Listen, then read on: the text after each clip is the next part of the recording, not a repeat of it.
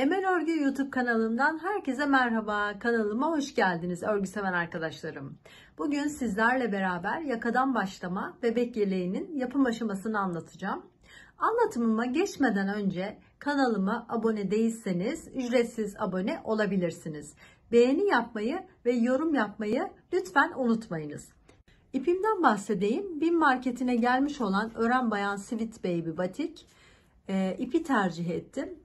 Bu ipten 2 yaş yakadan başlama çok güzel bir yelek öreceğiz beraber sizlerle birlikte. Bunun için ben 3 numaralı misina şiş tercih ettim. İsterseniz vakit kaybetmeden hemen yeleğimizin yapım aşamasına geçelim.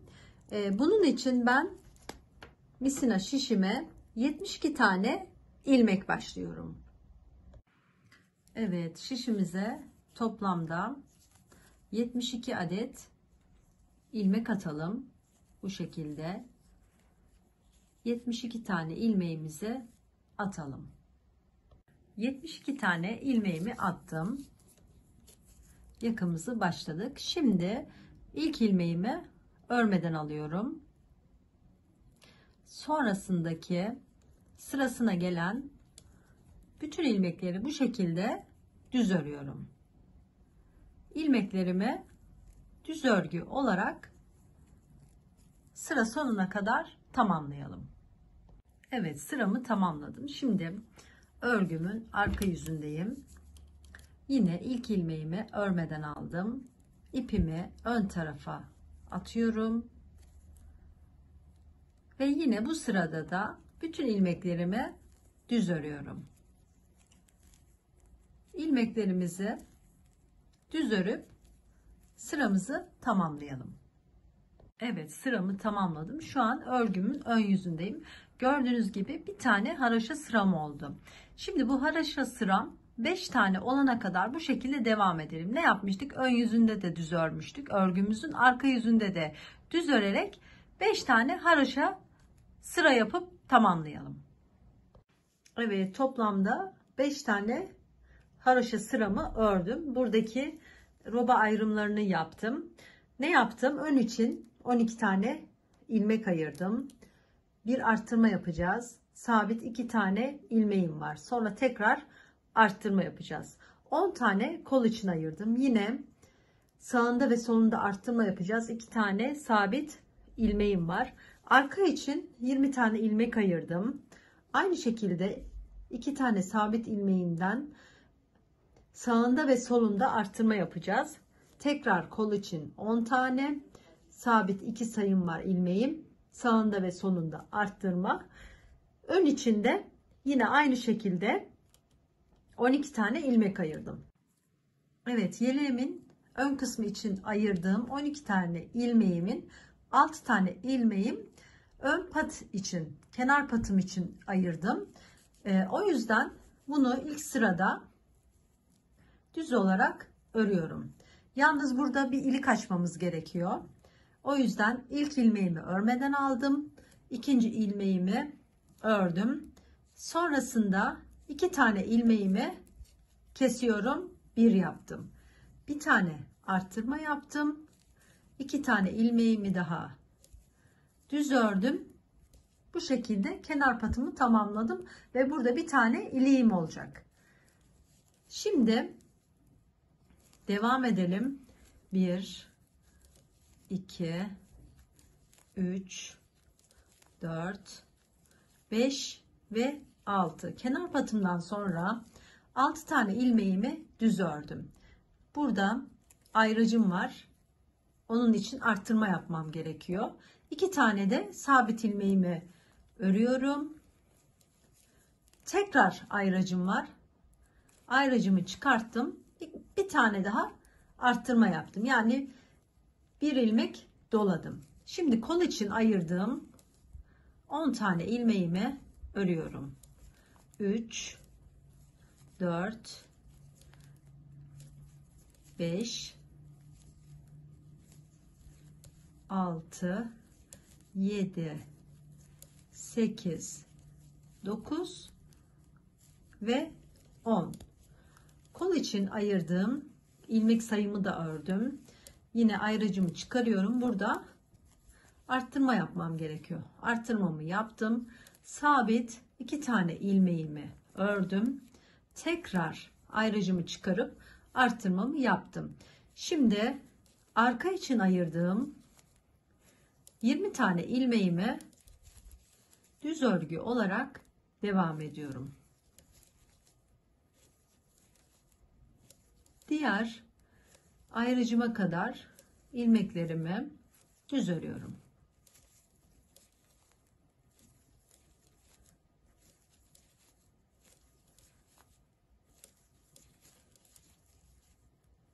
Arkaya 20 tane ilmek ayırmıştık.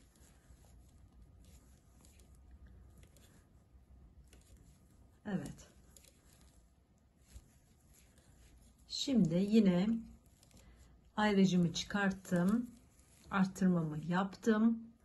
2 tane ilmeğimi düz ördüm. Tekrar ayracımı çıkarıyorum. Arttırmamı unutmadan yaptım. Kol için ayırdığım 10 tane ilmeğimi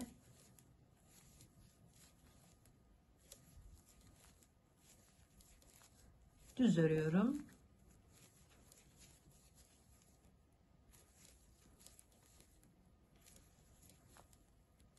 Evet, 10 tane ilmeğimi tamamladım. Artık son ayraçlarımın birisini çıkardım. 2 tane düz ilmeğimi ördüm. Tekrar ayracımı çıkardım.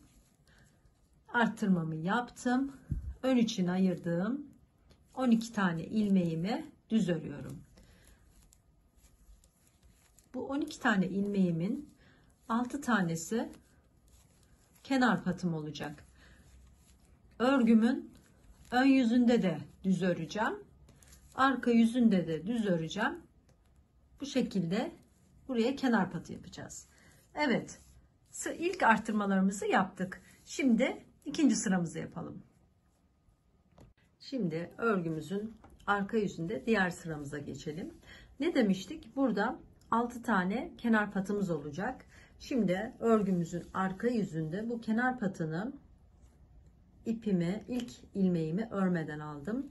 Sonrasında toplamda 6 tane ilmeğimi düz öreceğim. 2 3 4 5 ve 6. Burası yeleğimizin kenar patı olacak. Sonrasındaki bütün ilmeklerimi ters örgü olarak devam ediyorum. Bu şekilde ters öreceğiz. Arttırdığım ilmekleri de ters örüyorum. Sonrasındaki ilmeği de bu şekilde ters sıramı tamamlayacağım. Yalnız yine bu son 6 sıraya geldiğimizde burada da ilmeklerimizi, ipimizi ön tarafa atıp bu 6 tane ilmeğimi düz öreceğim. Bunu unutmayalım. Burası kenar patı olduğu için haraşo olarak devam edecek. Buradaki bu artırma yaptığımız, kol ayrımı yaptığımız yerler bu şekilde ters öreceğiz. Örgümüze devam edelim. Ben de tamamlayıp geliyorum. Tekrar göstermek istedim. Bu alt pata kadar ters örmüştüm. Şimdi ipimi ön tarafa attım. Bu kenar patımdaki 6 tane ilmeğimi, arttırdığım ilmeği, yanındaki diğer ilmekleri düz ördüm gördüğünüz gibi. Son ilmeğimi de bu şekilde örüp sıramı tamamladım. Burada ilik açmış olduk. Bir tane iliğimiz oldu. Burası haraşo sırası olarak devam edecek. Buradaki arttırmalarımızla devam edeceğiz. Evet, şimdi sıramı tamamladım. Örgümün ön yüzündeyim. Gördüğünüz gibi birer tane arttırmamızı yaptık. Şimdi isterseniz devam edelim.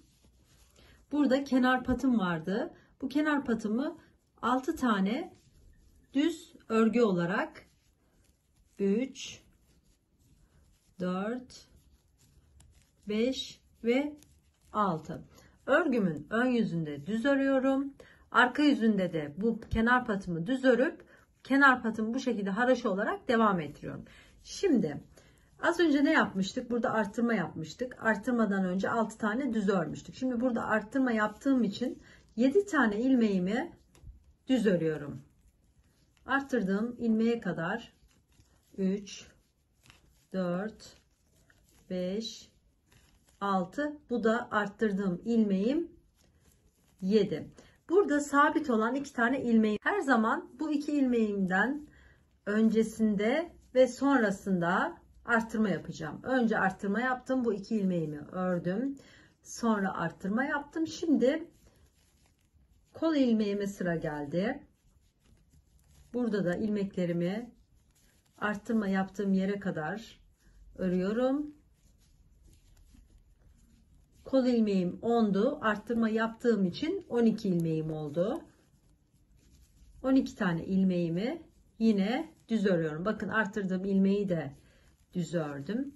Yine öncesinde arttırdım. 2 tane sabit ilmeğimi ördüm. Bakın. Sonrasında arttırma yaptım. Bu sefer arka ilmek sayımı örmeye devam ediyorum. Arkada kaç tane ilmek örmüştüm? Arkada 20 tane ilmeğim vardı. Arttırmalarımla birlikte burada 22 tane ilmeğimi arka sıram için örüyorum.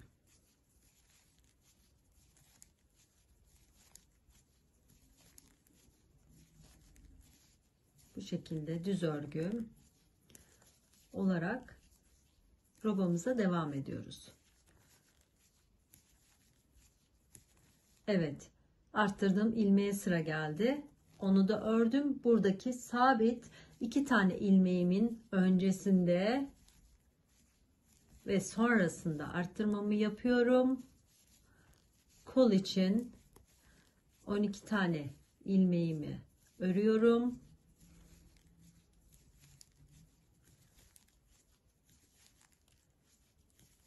Bitirdiğimizde çok güzel bir model olacak.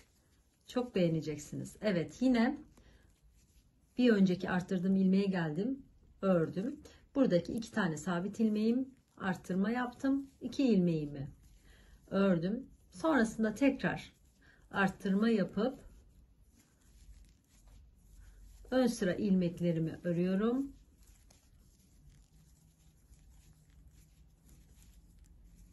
Burada yine 6 tane pat ilmeğimi de düz örüp sıramı tamamlıyorum. İkinci artırmamızı da yapmış olduk. Örgümün arka yüzündeyim.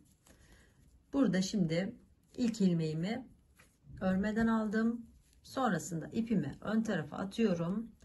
Kenar ilmeğimle birlikte 6 tane 2, 3, 4, 5 ve 6 tane ilmeğimi düz ördüm. Çünkü burası kenar patım olacak. Sonrasında ilmeğimi arkaya atıp artık son 6 ilmeğime kadar ilmeklerimi bu şekilde ters örüyorum. İlmeklerimi artırdığım ilmek de dahil bütün ilmeklerimi ters örüyorum. Burada son 6 ilmeğime geldiğinde ne yapacağız? İpimizi ön tarafa atacağız. Buradaki 6 kenar patımı düz örüp sıramı tamamlıyorum. Evet, sıramızı tamamladık. Örgümün ön yüzündeyim. Şimdi ilk artırmamızı tamamladık. Sağında ve solunda artırmamızı yaptık. Burada iliğimizi açtık. Şimdi bu şekilde bu artırmalardan 17 tane yapana kadar örgümüze devam edeceğiz. İsterseniz bu ikinci artırmayı da ben şu sırasını göstereyim. Şimdi burada ilmeklerimizi, kenar patımı da bu sırada düz örüyordum. Bu şekilde sabit 2 ilmeğime gelene kadar ilmeklerimi düz örüyorum. Eğer sabit ilmeğinizi karıştırıyorsanız şuraya, şu 2 ilmeğin şuraya ayracınızı koyabilirsiniz. Burada karıştırmadan arttırmalarınızı yapabilirsiniz. Şimdi bakın ben bu 2 tane zaten gözüküyor aslında. 2 tane sabit ilmeğime geldim. Ne yaptım? Sağında arttırmamı yaptım. yine 2 tane ilmeğimi düz ördüm. Hep aynı şeyleri yapıyoruz. Sonrasında tekrar arttırdım. Örgüme devam ediyorum bu şekilde. Diğer arttırdığım bu sabit ilmeğime gelene kadar aynı şekilde bu sabit 2 ilmeğimden öncesinde ve sonrasında artırma yapacağım. Arka sırada da ne yapmıştık? Sadece patı düz örmüştük. Diğer bütün ilmeklerimizi ters örgü yapıp sıramızı tamamlamıştık. Şimdi bu şekilde bu artırmalarımızdan 17 tane olana kadar devam edelim. Burada şimdi ben bir ilik açmıştım. Buradaki haraşo sayım, burada şimdi ben 2 tane haraşo sıram olmuş. Bu 13 tane olduğunda buraya bir ilik daha açalım. Bu şekilde ben de yeleğimi tamamlayıp geliyorum. Evet, yeleğimizin roba kısmını tamamladık. 17 sıra gördüğünüz gibi burada 17 tane artırmalarımızı yaptık. Toplamda 208 tane ilmeğimiz oldu. Bütün ilmeğimizin toplamı 208. Kol ayrımı yapacağız. Kollarımızı keseceğiz. Şimdi ben burada ön için 30 tane ilmek ayırıyorum.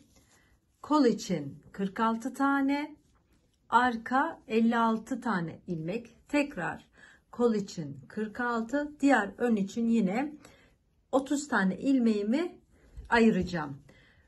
Kol için ayırdığım 46 ilmeğimi de 5 haroşa diş olana kadar örüp kolumuzu keseceğiz.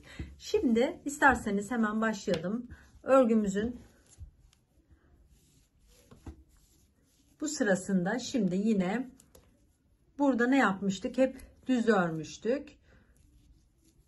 Örgümüzü düz bir şekilde örüyoruz. Burada toplamda 30 tane ilmeğimizi ne yapıyoruz? Ön için ayırıyoruz.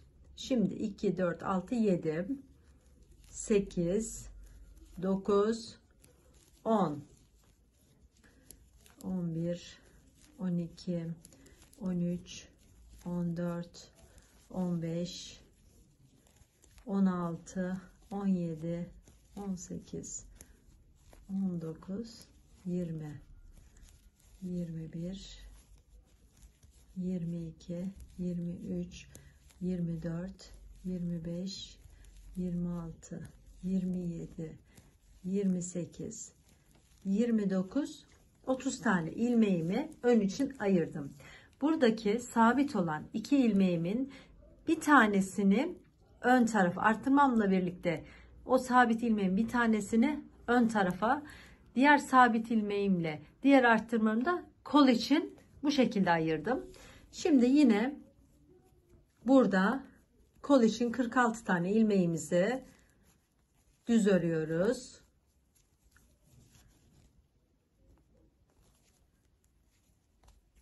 ...46 tane ilmeğimizi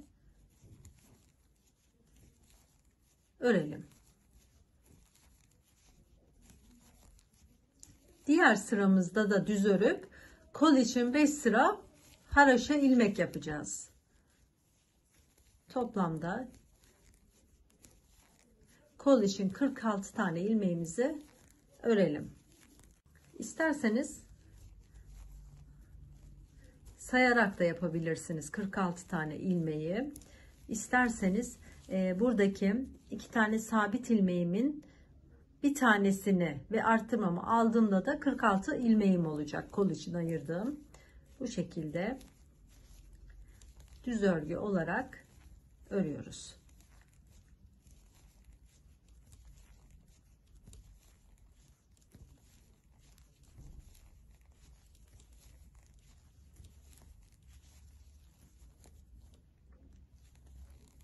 Evet, arttırdığım ilmeğe gelmiştim. Onu da aldım.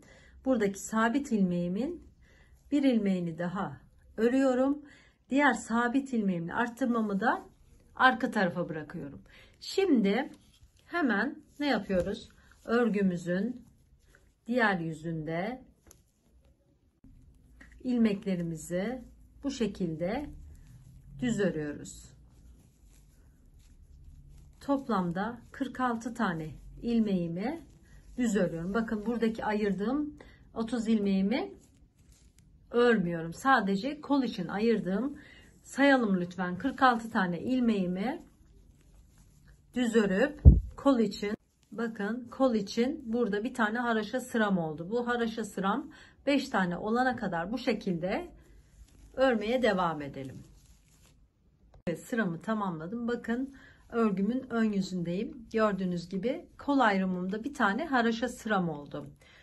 Burada ön kısmında bir sabitle diğer artırdığım ilmek bu tarafta. Sabit diğer ilmeğimle diğer arttırmamda kola dahil etmiştim. Burada da aynı şekilde. Şimdi bu ön 30 sırayı örmüyoruz tabii ki. Yine aynı şekilde ilmeklerimi düz örüyorum. 46 tane ilmeğimizi unutmayalım. Bu şekilde örgümüzün ön yüzünde düz, arka yüzünde düz, toplamda 5 tane haraşo olana kadar ilmeklerimizi tamamlayalım. Evet, 5 tane sıra haraşamız oldu gördüğünüz gibi. Şimdi ne yapacağız? Bakın buradan 2 tane ilmeğimizi bir yapıp artık kolumuzu kesiyoruz. Sonrasında yine 2 ilmeğimizi bir yapıyoruz. Bu şekilde 46 tane ilmeğimizi keselim. Evet, kol için ayırdığım 46 tane ilmeğimi bu şekilde kestim. 2 ilmeğimi bir yaptım ve hepsini kestim. Çok güzel oldu, düzgün oldu bu şekilde. Şimdi ne yapalım? Tığ alayım elime. Şimdi kolumuzu tekrar dikmek için uğraşmayalım. Gördüğünüz gibi ne yapalım? Buradaki karşısındaki ilmekle birlikte birleştirelim.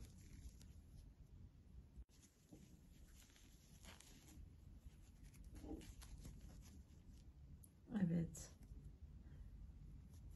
Karşısındaki ilmekle eşit olacak şekilde birbirine birleştirelim tığımızla.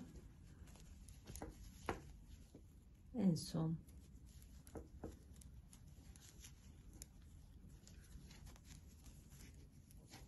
bakın burada en son şu uzun ip bölümümüz var. Orayı da tığla alalım. Şu şekilde. Evet. En son bir tane de zincir atalım. Tamamlamış olduk. Bu şekilde kolumuzu birleştirdik. Çok düzgün oldu. Gördüğünüz gibi. Kol kesimimizi tamamladık. Şimdi ben ne yapacağım? Benim ipim renkli bir ip olduğu için aynı iple devam etsem kol rengi başka olacak. Mesela bunun sarıyla pembeyle bitmişti. Diğer kolum büyük ihtimalle yeşil olacak. Bunun için ne yapacağım ben? Buradaki bu yeşil bölümünü koparacağım. Aynı renk olması için beyaz bölüme getirip ipimle o şekilde başlayacağım. Evet, ipimi sarı renk olarak devam ediyorum.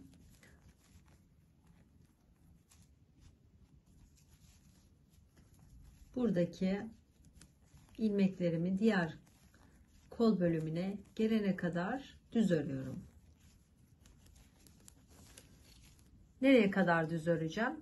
Ne yapmıştık? Bu sabit ilmeğin bir tanesiyle bu arttırdığım ilmeği arkaya birleştirmiştik. Diğer sabit olan 2 ilmeğimin bir ilmekle arttırmasını diğer, yani tam buraya kadar örüyorum. Düz olarak örmeye devam edelim. Bakın sabit olan 2 ilmeğime geldim. Ondan önce arttırmış olduğum ilmeği, sabit ilmeğimin bir tanesini arka bölümle birleştirdim. Şimdi yine diğer kolda yaptığımız gibi 46 tane ilmeğim var. 30 tane ilmeğimi de ön için ayırmıştım. Bu 46 ilmeğimi yine diğer kolda olduğu gibi 5 tane haraşo olana kadar örelim, keselim, birleştirelim. Ben de tamamlayıp geliyorum. Evet, ikinci kol kesimimizi de yaptık. Robamız tamamen bitmiş oldu bu şekilde. Çok güzel, çok düzgün oldu. Kolumuzu da bu şekilde yaptık. Dikişsiz kolumuzu da kestik, birleştirdik. Şimdi örgümüze devam edelim. Burada ön için 30 tane ilmek bırakmıştım. Onu örelim.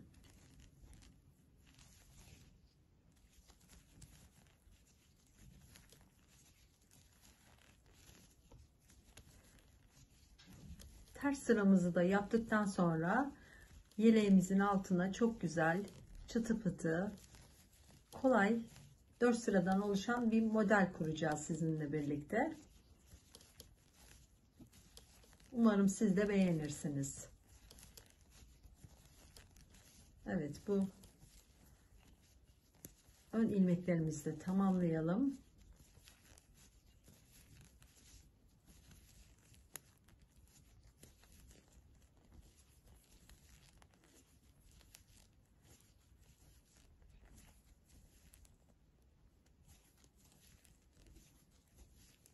Evet, kenar patımızı da ördük ve sıramızı tamamladık. İsterseniz sayarak da yapabilirsiniz 46 tane ilmeği. İsterseniz buradaki 2 tane sabit ilmeğimin bir tanesini ve artırmamı aldığımda da 46 ilmeğim olacak. Kol için ayırdığım bu şekilde düz örgü olarak örüyoruz.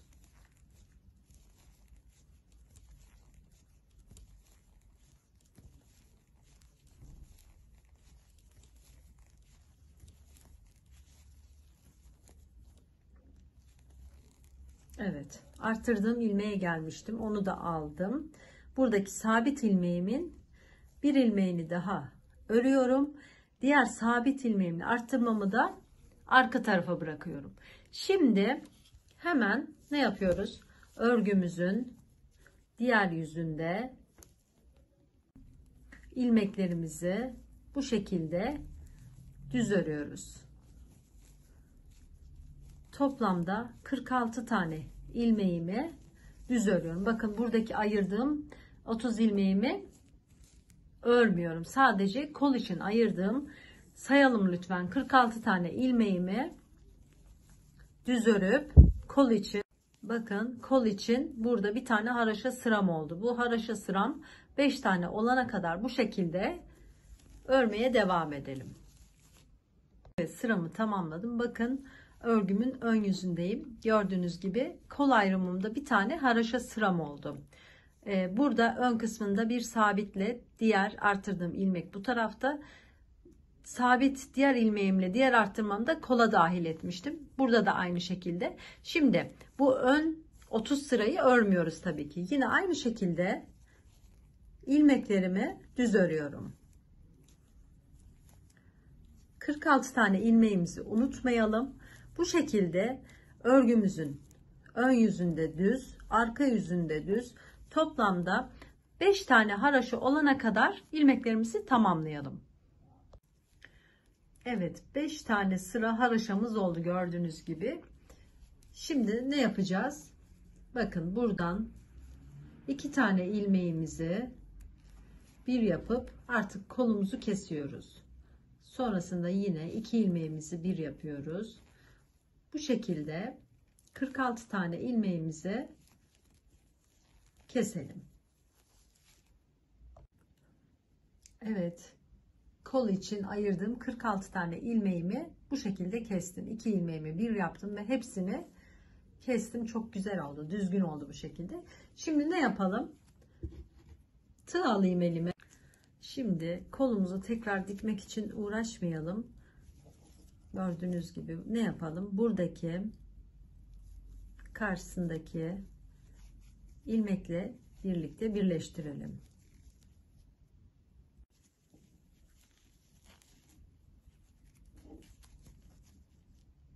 Evet. Karşısındaki ilmekle eşit olacak şekilde birbirine birleştirelim tığımızla. En son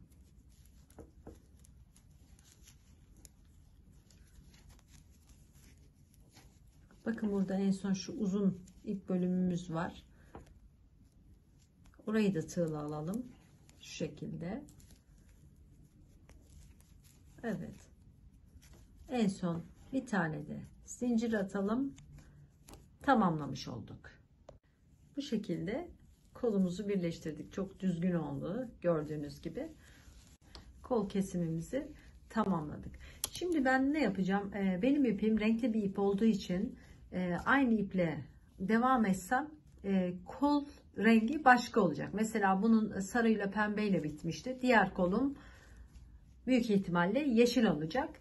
Bunun için ne yapacağım ben? Buradaki bu yeşil bölümünü koparacağım.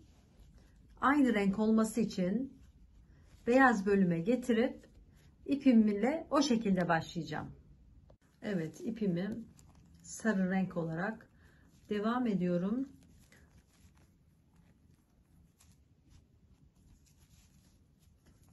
Buradaki ilmeklerimi diğer kol bölümüne gelene kadar düz örüyorum. Nereye kadar düz öreceğim?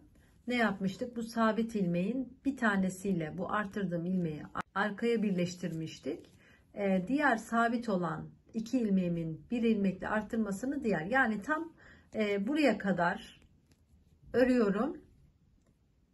Düz olarak örmeye devam edelim. Bakın, sabit olan iki ilmeğime geldim. Ondan önce arttırmış olduğum ilmeği, sabit ilmeğimin bir tanesini arka bölümle birleştirdim. Şimdi yine diğer kolda yaptığımız gibi 46 tane ilmeğim var. 30 tane ilmeğimi de ön için ayırmıştım. Bu 46 ilmeğimi yine diğer kolda olduğu gibi 5 tane haraşo olana kadar örelim, keselim, birleştirelim. Ben de tamamlayıp geliyorum. Evet, ikinci kol kesimimizi de yaptık. Robamız tamamen bitmiş oldu bu şekilde. Çok güzel, çok düzgün oldu. Kolumuzu da bu şekilde yaptık. Dikişsiz kolumuzu da kestik, birleştirdik. Şimdi örgümüze devam edelim. Burada ön için 30 tane ilmek bırakmıştım. Onu örelim.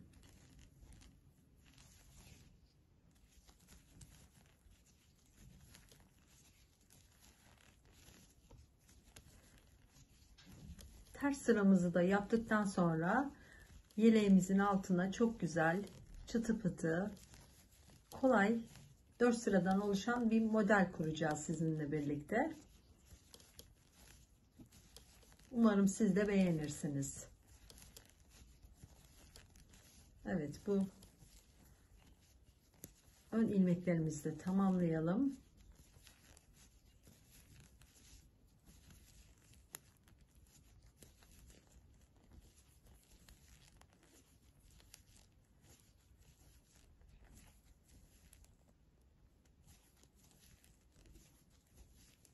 Evet, kenar patımızı da ördük ve sıramızı tamamladık. Evet, sıramızı tamamladık.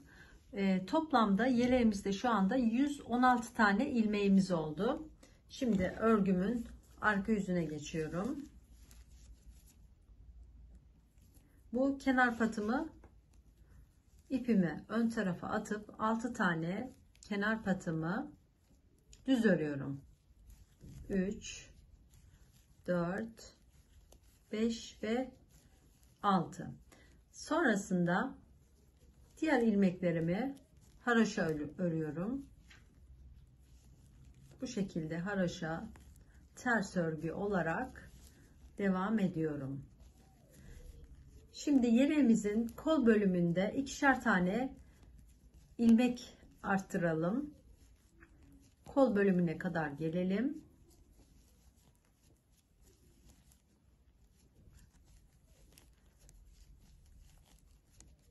Bu şekilde haroşalarımızı örelim. Yeleğimizin kol bölümüne geldiğimizde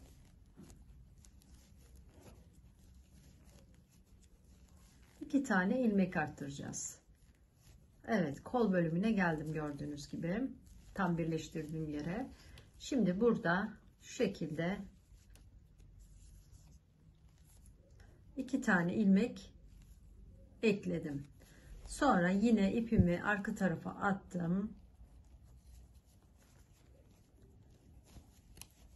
Evet, şimdi arka bölümünü öreceğiz yeleğimizin. Kol bölümüne geldiğimizde burada arttırdığımız gibi burada da 2 tane ilmek arttıracağız.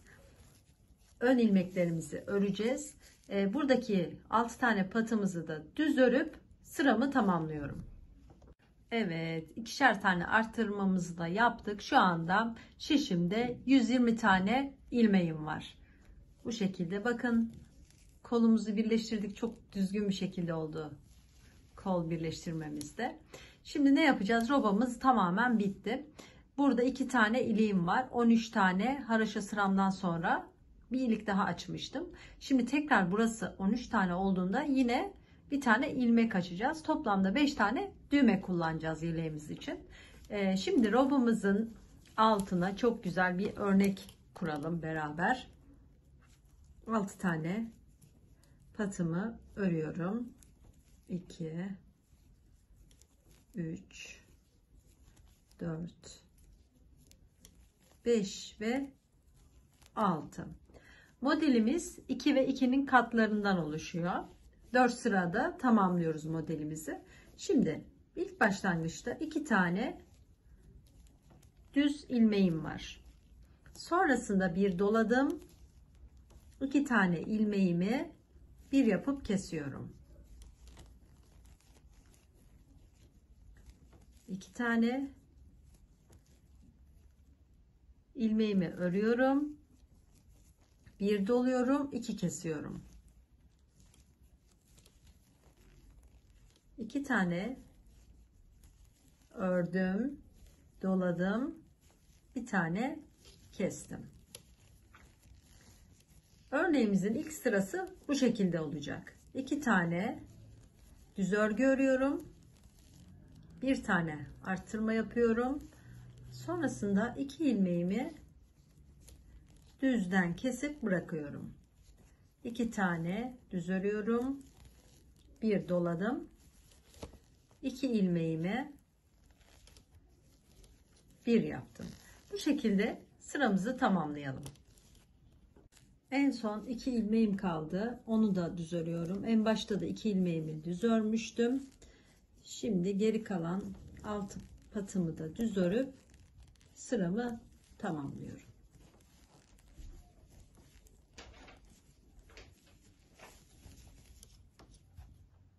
Örgümün arka yüzünde kenar patımı her zaman bu sırada düz örüyorum. 2 3 4 5 ve 6. Sonrasında ipimi arkaya atıp bütün ilmeklerimi ters örüyorum. Arttırdığım ilmeği de ters örüyorum. Diğer ilmeklerimi de ters örüp sıramı tamamlıyorum. Ben de tamamlayıp geliyorum. Evet, modelimizin 3. sırasına geldik. Şimdi kenar patımı 6 tane ilmeğimi düz örüyorum. 2 3 4 5 ve 6. Şimdi bir önceki sırada ne yapmıştık? 2 tane ilmeğimizi düz örmüştük. Bir dolamıştık. 2 ilmeği bir yapmıştık. Şimdi bu sıramızda 2 ilmeğimizi düz örüyoruz. Sonra 2 ilmeğimizi keseceğiz. Bir tane dolayacağız. 2 ilmeğimizi düz örüyoruz. Burada önce 2 ilmeğimizi kesiyoruz. Sonra bir doluyoruz. 2 ilmeğimizi düz örüyoruz. 2 ilmeğimizi bir yapıyoruz. Bir doluyoruz. 2 ilmeğimizi düz örüyoruz. Bu sırayı da bu şekilde tamamlayalım. Şurada gördüğünüz 2 ilmek düz. Bu hep aynı şekilde devam edecek. Bu sırada da ne yaptık? 2 ilmeğimizi düz ördük. 2 ilmeğimizi kestik. Bir doladık. 2 ilmeğimizi düz ördük. 2 ilmeğimizi bir yaptık. Bir ilmek doladık. 2 ilmek düz yaptık. Tekrar yapalım isterseniz. 2 ilmeğimizi düz ördük. Bu 2 ilmeğimizi bir yaptık. Kestikten sonra bir doladık. 2 ilmeğimizi düz ördük. Bu sırayı da bu şekilde devam ettirelim. Modelimin son sırasını yapıyoruz. Şimdi ipimi ön tarafa atıyorum. 6 tane ilmeğimi düz örüyorum. 2, 3, 4, 5 ve 6. Kenar patını düz olarak ördük. Şimdi ipimi arka tarafa atıp diğer kalan bütün ilmeklerimi arttırdığım ilmekle birlikte bütün ilmeklerimi ters örgü olarak devam ediyorum. Sadece ne yapıyorduk? Son 6 sıramızda kenar patında son 6 ilmeğimizi düz örüyoruz. Ben de tamamlayıp geliyorum. Evet, 4 sıramızı tamamladık. Modelimiz de tamamlandı. Şimdi isterseniz tekrar bir model daha beraber kuralım. Daha iyi anlamanız için. Şimdi 6 tane ilmeğimi düz örüyorum. 3, 4, 5 ve 6.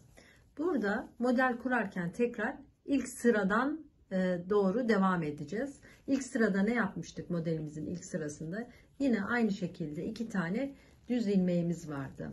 Bir dolamıştık. 2 ilmeğimizi bir yapmıştık. İlk sıramızda bu şekildeydi. 2 ilmeğimizi düz örmüştük. Bir dolamıştık.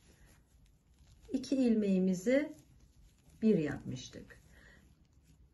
Gördüğünüz gibi buradaki 2 düz ilmeğim hep 2 düz olarak devam edecek. 2 tane düz ilmeğim var.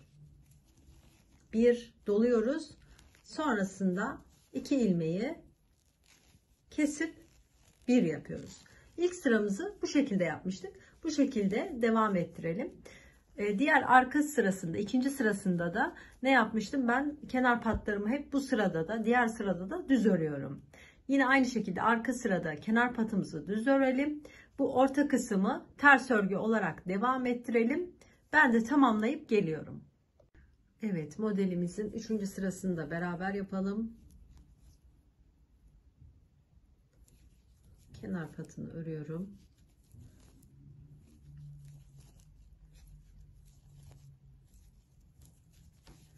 Evet, kenar patından sonra 2 tane düz ilmeğimi yine düz örüyorum. Sonrasında 2 ilmeğimi kesiyorum. Bir yapıyorum. Bir doluyorum. Yine 2 tane düz ilmeğim var. Ne demiştik? Onu her zaman düz olarak öreceğiz. 2 tane düz ördüm. 2 tane ilmeğimi bir yaptım. Bir tane doladım. Bu sıramızı da bu şekilde kurmuş olduk. Kenar patımızı hem bu sırada hem arka sırada düz örgü olarak devam etmiştik. Arka bölümde sıramızı ters örgü örmüştük. Şimdi ben de bu şekilde etek ucuna kadar devam ettireceğim. Siz de modeli bu şekilde devam ettirebilirsiniz. Yalnız burada 2 tane iliğimiz var. Bu 4 tane ilik olana kadar devam edelim. Ben de modelime devam edip geliyorum. Evet, örneğimi ilerlettim. Gördüğünüz gibi bu şekilde oldu örneğimiz. Çok güzel oldu. Ben çok beğendim. Çok gösterişli oldu. Şimdi toplamda 4 tane ilik açtık. Şimdi 5. iliğimizi açacağız. 5. iliğimizi açmadan önce ben şimdi kaç tane örmüşüm? 2, 4, 6, 8, 10, 11 sıra haraşo örmüşüm. 13. sırada ilik açmıştık. Şimdi ben artık örneğimi tamamladım. Burada aynı yakada ördüğümüz gibi yakada ne yapmıştık? 5 sıra haraşo örmüştük gördüğünüz gibi 2, 4, 5 sıra. Aynı etek ucunda da bu şekilde bu sırada da düz yüzde de düz öreceğiz. Arka yüzde de düz örüp 5 sıra haraşo tamamlayıp yeleğimizi bitireceğiz. Yalnız bunu tamamlarken burası 11 sıra oldu. Burası 13 sıra olduğunda iliğimizi de açmayı unutmayalım. Ben de tamamlayıp geliyorum. Evet, gördüğünüz gibi 5 sıra haraşo sıramı da tamamladım. Burada son iliğimi de açtım. Şimdi artık yeleğimiz bitti. Sırasına gelen bütün ilmeklerimizi 2 ilmeğimizi bir yapıp kesiyoruz. Artık sıra sonuna kadar bütün ilmeklerimizi bu şekilde keselim. Yeleğimizi bitirelim. Evet, yeleğimizi bitirdik. Çok güzel bir yelek oldu. Bu arada ipimizden de bu kadar arttı. İpimiz yetmez diye sakın endişe etmeyiniz. Bu şekilde çok güzel bir yeleğimiz oldu. Arkası da bu şekilde. Örneğimiz de çok yakıştı. Beni dinlediğiniz için hepinize çok teşekkür ederim. Şimdiden hepinize kolay gelsin.